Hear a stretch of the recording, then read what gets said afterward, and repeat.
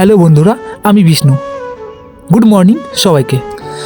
আজ সকালে ঘুম থেকে উঠতেই আমার চোখটা জানলার বাইরের গাছটির উপর পড়ে, আর আমি ওখানে দেখতে পাই যে একটি টিয়া পাখি বসে আছে, কিন্তু সে উড়তে পারছে না। তাই আমি পাখিটিকে ধরে নিয়ে আসি। প্রথম একটু ছটফট করছিল, কিন্তু কিছুক্ষণ আমাদের সাথে থাকার পর পাখিটি আমাদের সাথে অনেকটাই ফ্রেন্ডলি হয়ে গিয়েছিল, আর ও আমাদের হাত থেকেই খাবার খাচ্ছিল। তার কিছুক্ষণ পর লক্ষ্য করে দেখলাম যে পাখিটি আগের তুলনায় অনেকটাই সুস্থ, আর সে এখন উড়তেও পারছে। পাখিটি পুরোপুরিভাবে সুস্থ হয়ে গেলেই আমি পাখিটিকে খোলা আকাশে মুক্ত করে দেব, কারণ মানুষ হোক বা পশু পক্ষী, কাউকেই বন্দি করে রাখাটা ঠিক নয়।